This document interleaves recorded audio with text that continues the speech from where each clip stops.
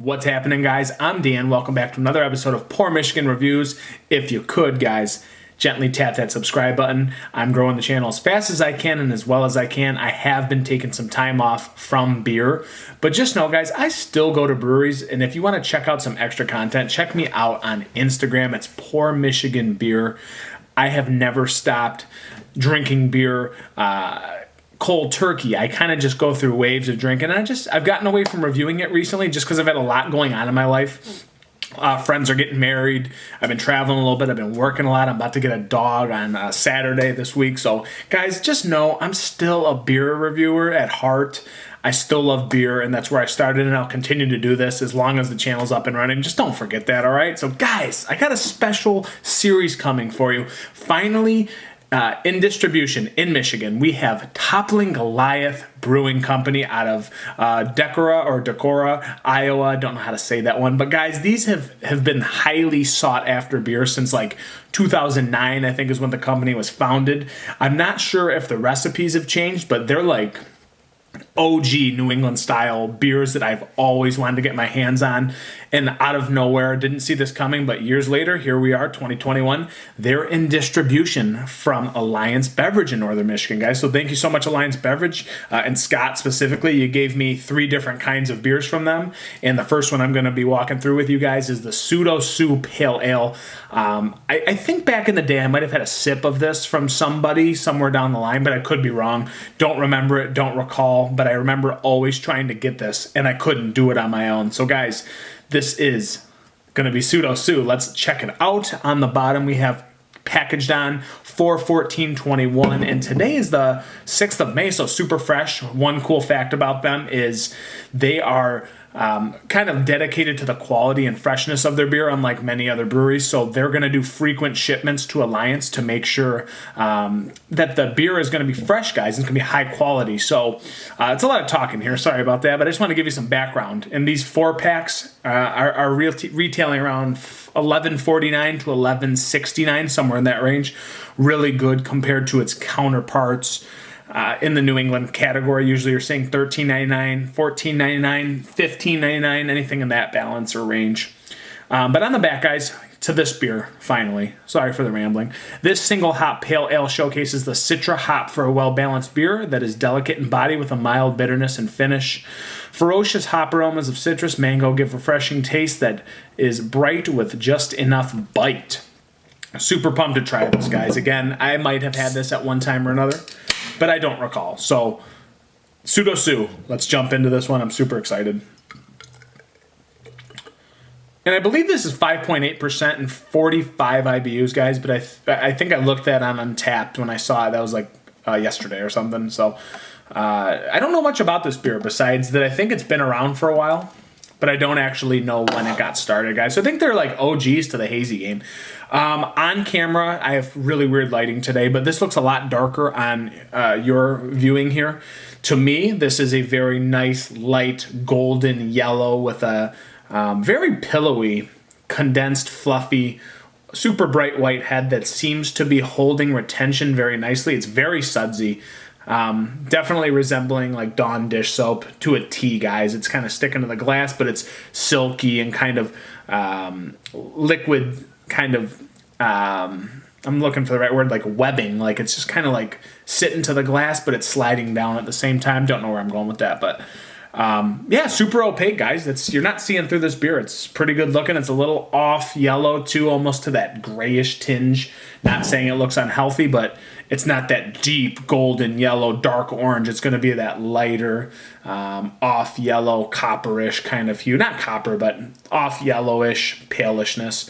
Yeah, let's go to an aroma. Yeah, that's an awesome hazy, guys. That's tons of like sweet, doughy malts. Almost got a sip of it. Definitely Citra coming out to play. It's got that intense kind of citrus, tropical fruit burst on the nose. Very, very aromatic. Slightly green, maybe a dash herby, herbaceous kind of thing in there. Nice little pine on the back end as well. Kind of drier. Doesn't smell like it's going to be too sweet, I hope, but it's got a burst of like candied tangerine and orange as well in here. Definitely like a mango presence too. So yeah, let's just dive in, guys. This is the Pseudo Sue. I'm super excited. Cheers to you guys. I still love you. Thanks for clicking on the video. Let's chat about it. Yeah. Yeah. See, I feel like this is more of an OG recipe. So what I mean is, like, you see Citra these days, and it comes across like too abrupt and too forced. Like, there's so much Citra that it's overwhelming. This beer, I must say, still reminds me of a beer. Yes, you're getting these huge notes of like tropical fruits and like citrus burst and like pine, but there's a nice bitterness that kind of balances this back end, and very, very nice dryness. So it's not just a sweet citrus bomb that just destroys your palate. Yes, this is hopped nicely with Citra, but it almost reminds me of like an old school New England style that actually still holds a fair bit of drinkability, that still reminds you it's a beer, guys. That's very, very lovely on the front and back end.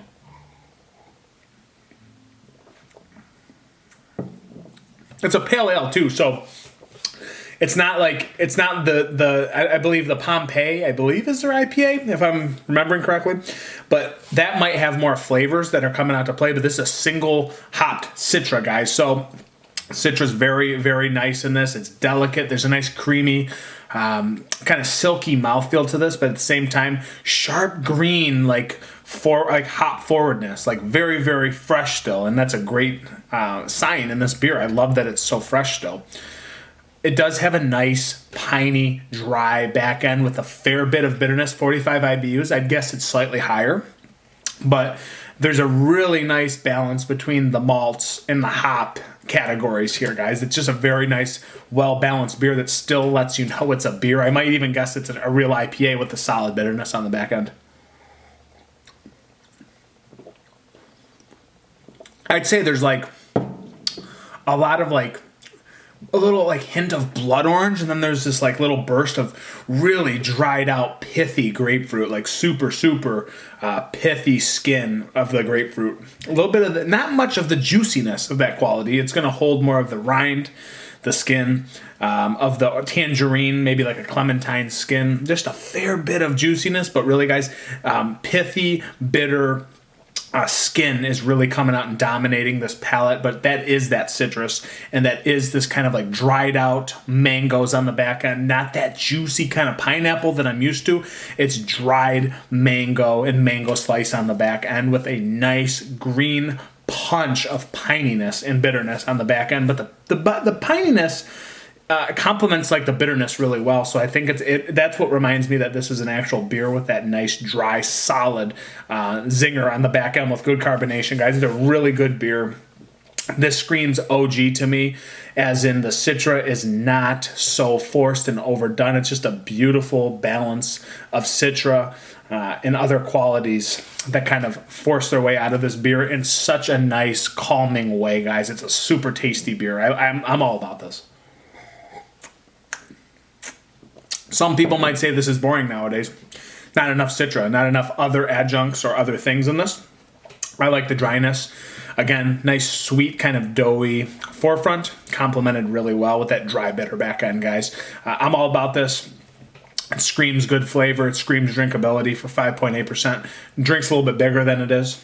But really, guys, it's solid beer, and it lives up to the hype. And I like the OG qualities that this is bringing from a New England style perspective for the pale ale category. I'm going 4.29 out of 5. I just really like the balance and harmony of flavor in this beer.